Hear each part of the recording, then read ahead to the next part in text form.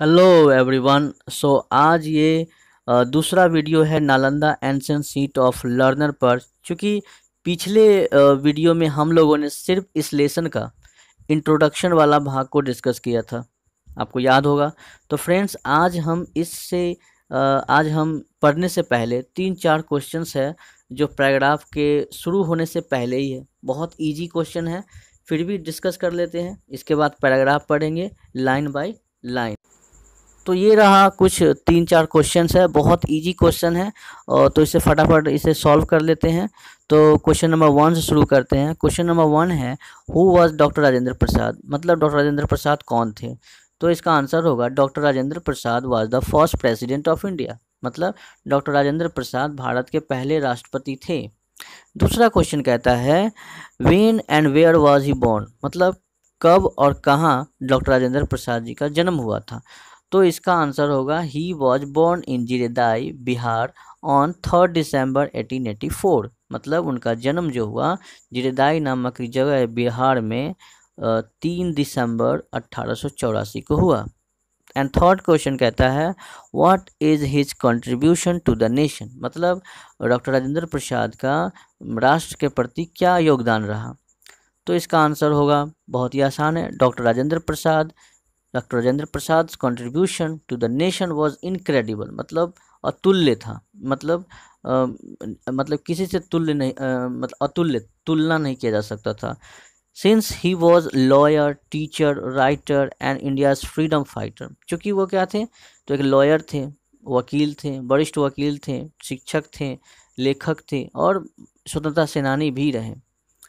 And fourth question कहता है, where is Nalanda and what was it famous for in the past. तो नालंदा क्या था, तो Nalanda is a district, Nalanda was a district of Bihar, मतलब बिहार का एक जिला था। It was famous for Nalanda university in the past, मतलब अतीत में वो नालंदा यूनिवर्सिटी के लिए, नालंदा विश्वविद्यालय के लिए प्रसिद्ध था। यहाँ तक क्लियर है। तो ये तो रहा बस छोटे छोटे क्वेश्चंस है जो हम लोगों ने कर लिया है। अब हम लोग पैराग्राफ को स्टार्ट करते हैं। So welcome to my channel the English guru. तो पैराग्राफ 1 से शुरू करते हैं। तो आप भी हमारे साथ पढ़िए, और अगर आपको पढ़ने में या किसी शब्द को सही प्रोनाउंसिएशन यानी उच्चारण करने में दिक्कत आ रही है तो ये वीडियो आपके लिए हेल्पफुल रहेगा। Okay, so let's start with the paragraph number 1। Paragraph number 1 it says, तो चूंकि ये एक डॉक्टर राजेंद्र प्रसाद द्वारा दी गई एक भाषण का हिस्सा है, अंश है, इसलिए मैं इसे भाषण के तरीके से, भाषण बोलते हैं उसी तरीके से मैं आप लोगों को बताऊंगा। पैराग्राफ 1 कहता है, we have gathered in Nalanda the renowned in ancient university town with the noble aim of reviving the ancient glory of Nalanda in the world of knowledge, मतलब हम ज्ञान की दुनिया में नालंदा की प्राचीन महिमा को पुनर्जीवित, मतलब फिर से जिंदा करने के महान उद्देश्य के साथ प्रसिद्ध प्राचीन विश्वविद्यालय शहर नालंदा में यहाँ एकत्रित हुए हैं, मतलब जमा हुए हैं। इस लाइन में कुछ ऐसे वर्ड्स हैं जिसका मैं आपको हिंदी बताना चाहूँगा। तो जैसा कि आप देख रहे हैं, वी हैव गैदर्ड, गैदर्ड का मतलब होता है एकत्रित होना। और इन नालंदा द रीनोड का मतलब होता है प्रसिद्ध, और एंशिएंट का मतलब होता है प्राचीन, और यूनिवर्सिटी का मतलब होता है विश्वविद्यालय। Town with the help with the noble aim, noble aim का मतलब होता है आपको एक क्या कहते हैं उसे, महान उद्देश्य aim of reviving the ancient glory. Reviving का मतलब होता है उसको पुनर्जीवित करना, रिवाइविंग का मतलब पुनर्जीवित करना। एंशिएंट ग्लोरी मतलब का मतलब होता है प्राचीन, क्या कहते हैं उसको, प्राचीन महिमा, ग्लोरी मतलब महिमा।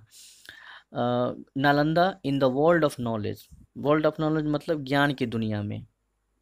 आगे है, it is with his object in his view that the government of this state has decided to establish the Magad Research Institute for the study of Pali and Prakrit and research in Buddhist literature and philosophy.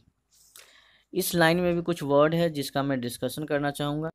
इस line में है it is with this object. Object का मतलब हो गया उद्देश्य। इन view, view का मतलब हो गया ध्यान में रखते हुए। गवर्नमेंट का मतलब हो गया सरकार। स्टेट का मतलब हो गया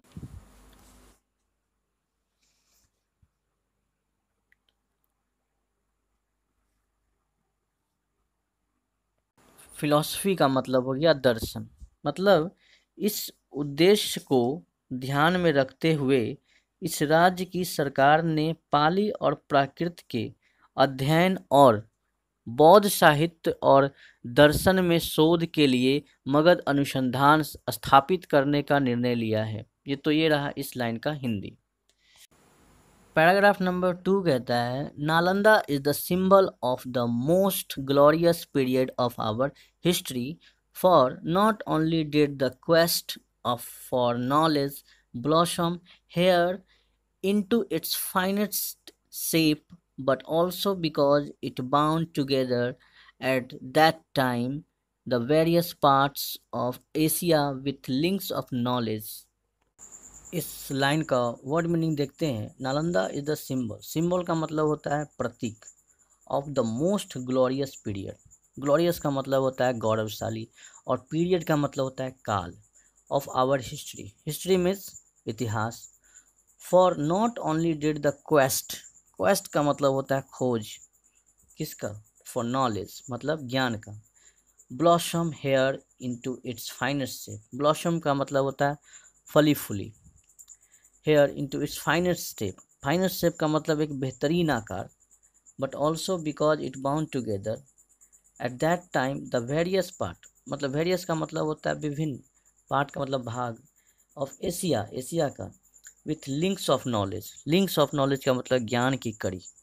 तो ये तो वीडियो इसका वर्ड मीनिंग रहा। अब हम इसका हिंदी बताते हैं। नालंदा हमारे इतिहास के सबसे गौरवशाली काल का प्रतीक है। क्यों है? क्योंकि यहाँ ज्ञान की खोज न केवल अपने बेहतरीन आकार में फली फूली, बल्कि इसलिए भी कि यह उस समय एशिया के विभिन्न हिस्सों को ज्ञान के कड़ियों से जोड़ती थी। There are no national and racial distinction in the realm of knowledge, and this was true of Nalanda। There are no national. National मतलब हो गया राष्ट्रीय। And racial distinction. Racial distinction का मतलब नस्लीय भेद। In the realm of knowledge मतलब ज्ञान के क्षेत्र में। And this was true of Nalanda मतलब ये हो गया ट्रू का मतलब हो गया सत्य। मतलब ज्ञान के क्षेत्र में कोई राष्ट्रीय और नस्लीय भेद नहीं है। मतलब किसी भी प्रकार का भेदभाव जैसे जाति, धर्म, रंग और जगह के आधार पर नहीं है। और नालंदा के बारे में भी यह सच था। The message of Nalanda was heard across the mountains and oceans of the Asian mainland, and for nearly 6 centuries it continued to be the center of Asian consciousness। इस लाइन में मैसेज का मतलब होता है संदेश। हर्ड का मतलब होता है सुना जाना। माउंटेन्स का मतलब होता है पहाड़। ओशंस का मतलब होता है महासागर। और कॉन्शसनेस का मतलब होता है चेतना।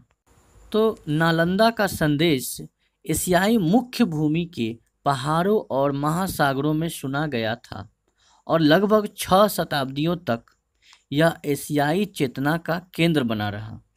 आगे है the history of Nalanda dates back to the age of lord Buddha and lord Mahavira. मतलब नालंदा का इतिहास भगवान बुद्ध और भगवान महावीर के युग का है, अर्थात उनके समय का है। According to Jain records lord Mahavira met Acharya Mankhali at Nalanda. मतलब जैन अभिलेखों के अनुसार, मतलब रिकॉर्ड के अनुसार, अभिलेख का मतलब होता है रिकॉर्ड, रिकॉर्ड के अनुसार भगवान महावीर की मुलाकात नालंदा में आचार्य मनखीला से हुई थी। मनखीला आचार्य जी का नाम था, उनसे वो मिले। आगे है lord Mahavira is said to have lived here for 14 years. मतलब कहा जाता है कि भगवान महावीर यहाँ 14 साल मतलब 14 ईयर्स तक वहाँ पे वो रहे हैं। आगे है अकॉर्डिंग टू सूत्रकृतांग के अनुसार, मतलब सूत्रकृतांग के अनुसार Lepa rich citizen of Nalanda welcome Lord Buddha with his entire wealth and possession and become his disciple. मतलब सूत्रकृतांग के अनुसार जो नालंदा का एक धनी नागरिक था जिसका नाम लेप था, उसने भगवान बुद्ध को अपनी संपूर्ण संपत्ति और संपत्ति के साथ मतलब स्वागत किया और अंत में उनके शिष्य भी बन गए। डिसिपल का मतलब होता है शिष्य, वेल्थ का मतलब होता है धन।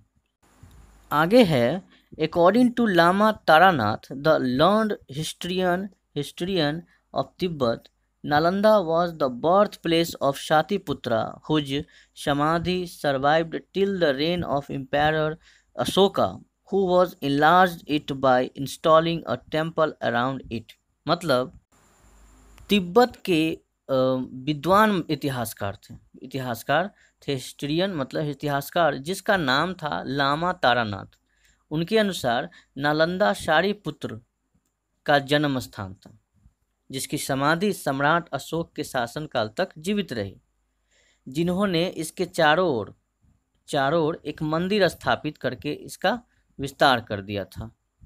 अब है paragraph number 3। The tradition associates Nalanda with lord Buddha and empire Ashoka, yet it emerged as a flourishing university sometime in the Gupta age।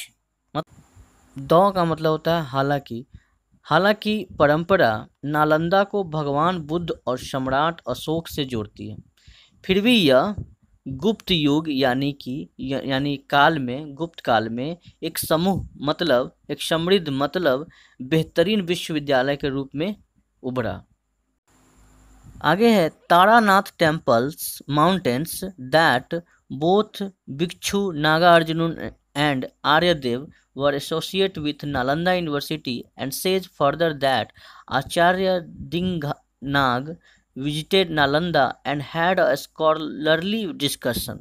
मतलब in the 4th century AD, Fahian, a Chinese pilgrim, visited Nalanda and saw the stupa constructed at the spot where Shariputra took birth and died। मतलब 4वीं शताब्दी ईस्वी में एक चीनी यात्री आया चीन से। वह एक तीर्थ यात्री था जिसका नाम था फाहियान। उसने नालंदा का दौरा किया, मुआयना किया और उस स्थान पर निर्मित मतलब बना हुआ स्तूप को देखा जो गोलाकार होता है, जहाँ शारिपुत्र ने जन्म लिया था और उसकी मृत्यु भी वहीं पर हुई थी। शारिपुत्र कौन था? तो वो भगवान बुद्ध के सबसे बड़े शिष्य का नाम था Shariputra. But it was not until much later that Nalanda acquired it's outstanding position. मतलब लेकिन बाद में नालंदा ने अपनी उत्कृष्ट स्थिति हासिल नहीं की, वैसे के वैसे ही रह गया। आगे है in the 7th century AD when during the reign of Emperor Harshvardhan Hien Sang came to India, Nalanda was at the height of its glory। मतलब 7वीं शताब्दी में हेन सांग एक चीनी यात्री था जो भारत आया था। यह पहला चीनी था जो सबसे पहले भारत आया था। तब नालंदा अपनी महिमा के चरम पर था, एकदम पीक पर था उस समय। आगे है referring to a Jataka story, Hien Sang writes that it derived its name from Na Alam Da, the peace of mind which Lord Buddha failed to achieve in his previous birth। मतलब इस line का मतलब है जाटुक कहानी का उल्लेख करते हुए हेन त्सांग लिखते हैं कि इसका नाम ना आलम दा मतलब मन की शांति से लिया गया था। किसका? नालंदा का। ना आलम दा मतलब मन की शांति, जिसे भगवान बुद्ध अपने पिछले जन्मों में प्राप्त करने में असफल रहे थे, इसलिए उसका नाम पड़ा ना आलम दा, और उन्होंने इसका नाम रख करके अपनी पूरी इच्छा पूरी की। तो आज हम लोगों ने इस वीडियो में पैराग्राफ 1 से 3 तक कवर कर लिया है। अगर आपको 3 पैराग्राफ तक किसी भी शब्द या सेंटेंस को समझने में दिक्कत हुआ हो तो वीडियो को लाइन बाय लाइन देखें और समझें। तो आज के इस वीडियो में इतना ही।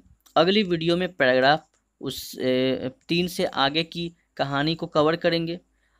अगर हमारी वीडियो अच्छी लगी हो तो लाइक करें, कमेंट करें, और अगर सब्सक्राइब नहीं किया तो सब्सक्राइब करें। Thank you for watching my video.